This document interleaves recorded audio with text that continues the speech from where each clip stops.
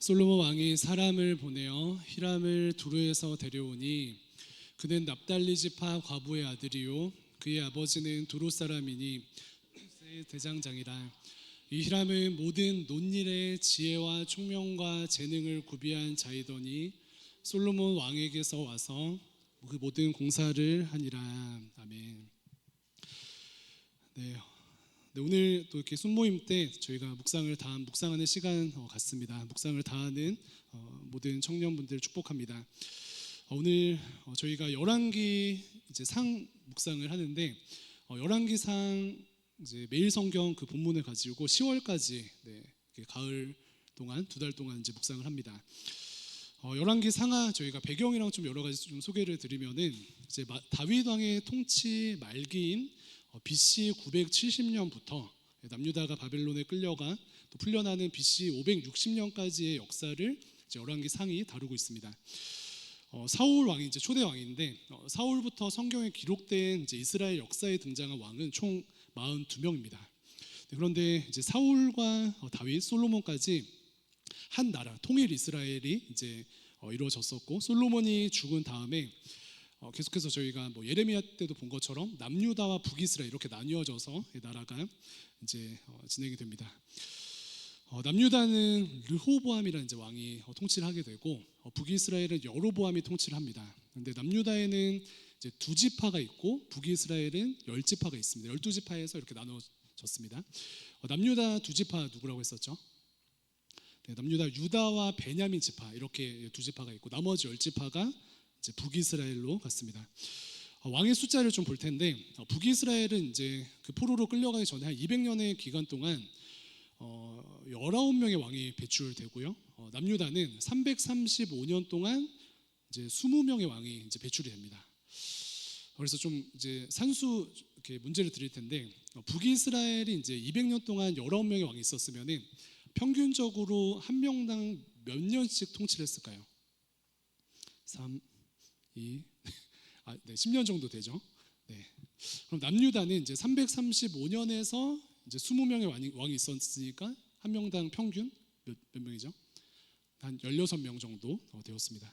그런데 이제 앞에서 말씀드린 것처럼 이제 북이스라엘에는 10지파가 있죠. 그럼 10지파가 있으니까 소위 이제 누가 왕이 되냐, 어떤 지파에서 왕이 되느냐 이것에 대한 어떤 이슈가 굉장히 치열했습니다. 그래서 정치적인 불안이 이제 계속됐겠죠. 이러한 좀 배경들이 있습니다. 다시금 이제 이 가을의 시기에 9월과 10월 저희가 열왕기상을 함께 묵상하면서 은혜를 좀 누리고자 하는데요. 저희가 함께 보는 이 말씀은 이제 그 다윗 왕의 어떤 이제 후기의 어떤 내용부터 이제 솔로몬의 통치에 대해서 이제 보게 되는데 저희가 그것을 이제 7장 가운데 묵상을 하고 있습니다.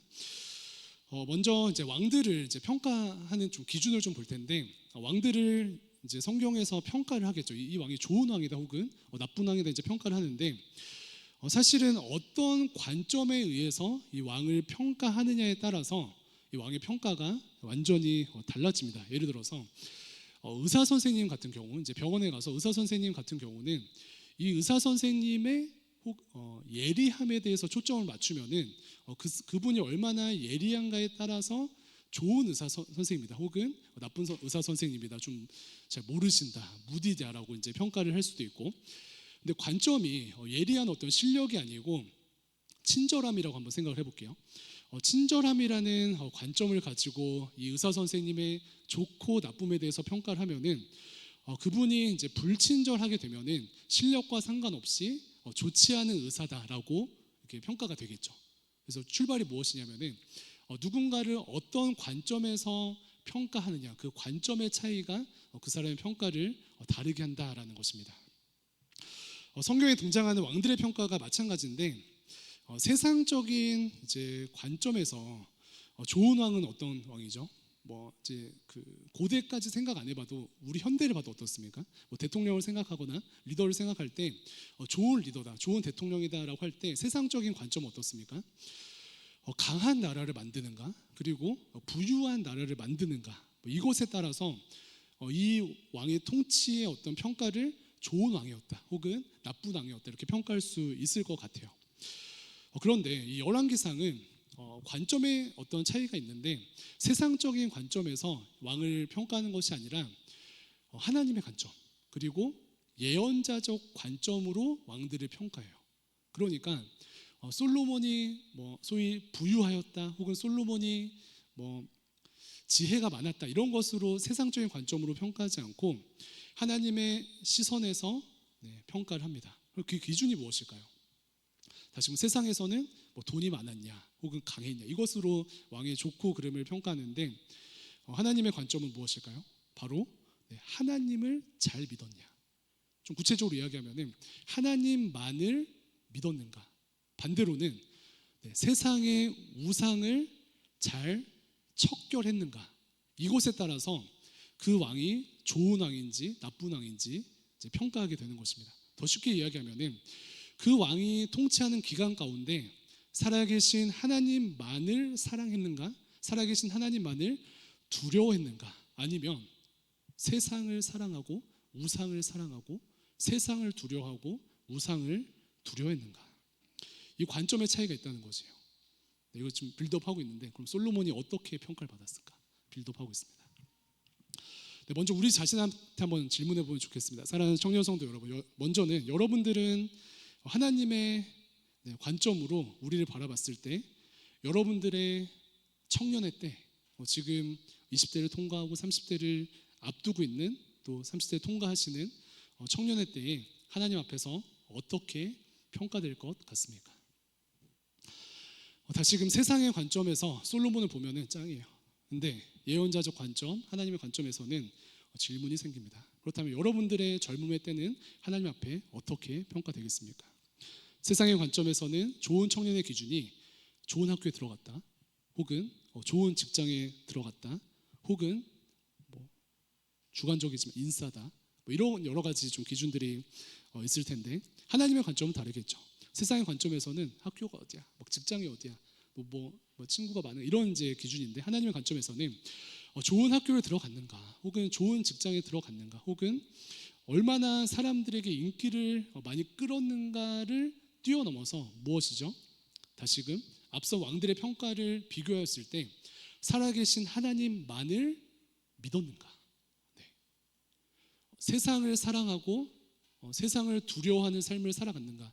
그것으로 평가되는데 세상을 사랑하고 세상을 두려워하는가? 아니면 살아계신 하나님을 사랑하고 살아계신 하나님을 두려워하였는가? 이것에 따라서 우리를 평가하게 되는 것입니다. 그래서 질문 자체가 먼저는 이제 어떻게 돼야 되냐면은 나는 사실 누구의 평가 앞에 서고 싶은가에 대한 질문이 먼저 선행돼야 되겠죠. 세상 사람들의 혹은 세상의 평가에 서고 싶은가, 아니면 하나님의 평가 앞에 서고 싶은가. 사라지고 유한한 세상의 평가 앞에 서서 그 기준에 맞추려고 막 씨름하는 삶을 살고 싶은가, 살고 있는가, 아니면 영원하신 하나님의 평가 앞에 신실한 모습으로 서 있는 청년이 되고 싶은가. 그것이 출발이에요. 하나님을 사랑하고 하나님을 두려워하게 되면은 삶의 방향성이 바뀔 것입니다. 저희가 지지난주가 나눴던 것처럼 우리의 시간이 무엇으로 구성되어져 있는가, 혹은 나는 어디에 머무는가, 이것에 따라서 우리의 삶이 달라진다고 말씀드렸는데 하나님을 사랑하고 하나님을 두려워하는 청년 성도들은 삶의 방향성이 달라질 것입니다. 사용하는 시간과 머무는 공간이 달라질 것이에요. 다시금 청년 여러분들은 누구의 평가에 민감하십니까?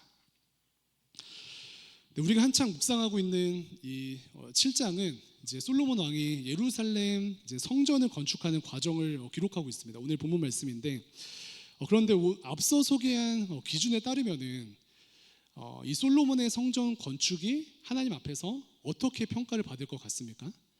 세상의 평가는 이 솔로몬의 성전 건축을 어떻게 평가할 것 같고, 아니면 반대로는 하나님의 평가는 어떠할 것 같습니까? 다시금 솔로몬의 삶을 포함하여서 성전에 대한 세상적인 평가는 놀랍죠. 이러한 전무후무한 지혜와 또 전무후무한 강력한 부를 소유한 왕이 있는가? 그래서 이러한 지혜로 이러한 부로 성전을 건축한 왕이 있는가? 이것이 세상적 관점의 평가입니다. 그래서 모두가 이렇게 막 부러워하죠. 그래서 많은 이제 사실 부모님들께서 저희 이러한 관점에 어떤 접근을 하지 못하시고 맹목적으로 이렇게 기도하실 때가 있어요. 우리 자녀들이 솔로몬과 같이 부유하게 하시고 솔로몬과 같이 지혜롭게 하시고 이렇게 평가하는 이렇게 경우가 있습니다. 어떨까요? 예언자적 관점에서는 결론부터 말씀드리면 부정적입니다. 부정적인 어떤 평가를 저희가 함께 좀 보면 좋을 것 같아요. 우리는 솔로몬이 이제 평생 막 자라다가 말년에 좀 이제 삐끗해서 타락한 것으로 생각하지만 좀 성경 전체를 보면은 그보다 조금 더 박한 평가예요. 사실 초반에는 조금 잘했는데 전반적인 평가가 좋지 않습니다. 왜요? 예언자적 관점에서 그렇습니다. 그래서 이제 저희가 잘 아는 아이를 반으로 나누는 것도 있죠. 이게 누구 아이냐라고 했을 때 솔로몬이 막 딱 등장해가지고 잘 모르겠는데 그러면 반으로 잘라봐라라고 했을 때 진짜 어머니가 나와서 아니다 자를 거면 차라리 저 어머니를 주세요라는 그 이야기 다 아시죠? 그래서 지혜롭다라고 박수치는 그 장면이 있는데 그것도 사실은 저희가 이 예언자적 관점에서 보면은 굉장히 폭력적이라는 거예요. 그래서 칼을 들고 아이를 향해 간다는 것 자체가 무력을 사용하고 제국주의적인 접근을 한다는 어떤 표현입니다. 이해되십니까? 사실 저도 그래서 어릴 때 그 장면을 볼 때마다 지혜롭다 하고 감탄한 것도 있는데 사실은 좀 무서웠어요. 되게 트라우마, PTSD 오겠다 막 이런 좀 생각이 들면서 이해되십니까? 그래서 초반인데도 사실 그 평가를 면밀히 살펴볼 때 솔로몬의 평가는 제국주의적인 태도를 가지고 무력을 가지고 지혜를 사용한 것처럼 포장하였던 그런 모습이 있지 않는가라는 생각이 있습니다. 그런데 아주 초반에는 굉장히 겸손했어요. 열왕기상 3장 그 말씀 보면 이 솔로몬의 겸손함이 드러나는데 7절 이렇습니다. 솔로몬의 고백이 나의 하나님 여호와여 주께서 종으로 종의 아버지 다윗을 대신하여 왕이 되게 하셨사오나 솔로몬이죠. 종은 작은 아이라 출입할 줄 알지 못하고 9절 누가 주의 이 많은 백성을 재판할 수 있사오리까 겸손하죠. 듣는 마음을 종에게 주사 주의 백성을 재판하여 선악을 분별하게 하옵소서. 작은 아이라 그리고 재판할 수 없다 겸손한 표현입니다. 듣는 마음을 주시옵소서 선악을 분별하게 하여 주시옵소서라고 고백하는 겸손으로 출발하였는데 그런데 갈수록 하나님의 관점에서 또 예언자적인 관점에서 굉장히 좀 벗어난 모습을 보입니다. 그런데 어떤 모습에서 벗어나는가 좀 살펴보기에 앞서서 하나님께서 그 왕을 평가하는 어떤 기준들이 있거든요. 신명기 말씀 띄워주시면은 하나님께서 기뻐하시는 왕의 모습은 이렇습니다. 그는 병마를 많이 두지 말 것이요. 병마 이제 전쟁에 쓰는 병마죠. 병마를 많이 얻으려고 그 백성을 애굽으로 돌아가게 하지 말 것이니 또 17절에는 그에게 아내를 많이 두어 그 마음이 미혹되게 하지 말 것이며 또 자기를 위하여 은금을 많이 쌓지 말 것이니라. 하나님께서 예언자적 관점에서도 하나님의 시선에서 옳은 왕이라고 구분하시는 그 출발이 이미 신명기에 기록되어져 있습니다. 무엇이죠? 병마를 많이 두지 말라, 그리고 아내를 많이 두지 말라, 자기를 위해서 은과 금을 많이 쌓지 말라. 이것은 살아계신 하나님의 통치 아래 하나님의 자녀로서 살아가는데 하나님만을 의지하고 하나님만을 사랑하고 하나님의 통치 아래 들어가는 왕으로서 서 있어라라는 하나님의 말씀입니다. 이러한 관점에서 하나님께서 이스라엘 왕들에게 이렇게 말씀하시는 것이에요. 그런데 다시금 병마를 많이 두고 그리고 아내를 많이 두고 그리고 자기를 위한 은금을 많이 쌓다 보면은 신명기에서 초점 맞춘 왕의 조건과 벗어나면서 결국은 하나님을 의지하지 아니하고 하나님을 사랑하지 아니하고 하나님의 통치보다는 스스로가 왕이 되어서 또 하나님의 통치보다는 이방 나라들에 의해서 통치받는 그러한 삶이 되기 때문에 하나님께서 이것을 경계하시는 것입니다. 이러한 관점에서 솔로몬의 모습은 어떨까요? 열왕기상 10장 26절입니다. 솔로몬이 병거와 마병을 모음에 병거가 1,400대요. 마병이 12,000명이라.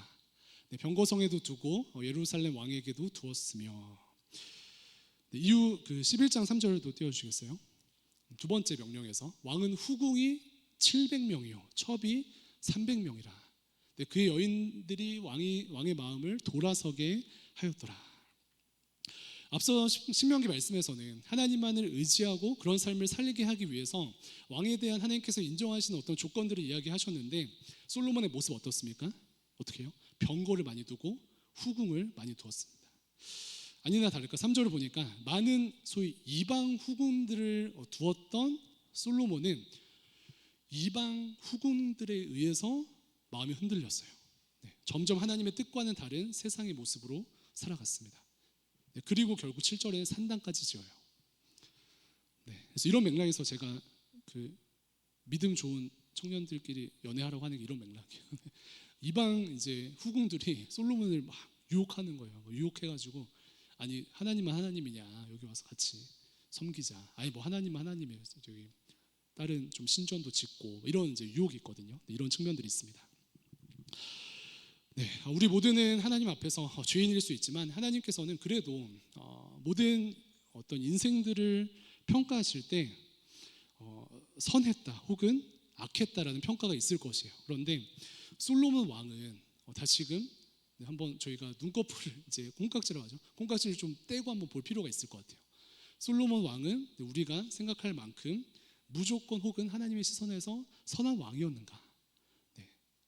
예언자적 관점에서 선한 왕이 아니었다는 것을 기억하며 네, 오늘 순모임 때도 그렇고 앞으로 묵상해 보면 좋겠습니다.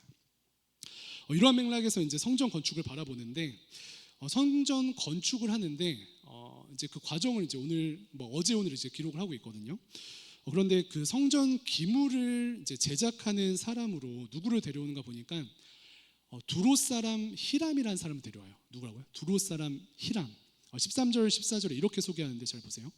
13절에 솔로몬 왕이 사람을 보내어 히람을 두로에서 데려오니 그는 납달리 지파 과부의 아들이요 그의 아버지는 두롯 사람이니 놋의 대장장이라. 이 히람은 모든 놋일의 지혜와 총명과 재능을 구비한 자이더니 솔로몬 왕에게 와서 그 모든 공사를 하니라.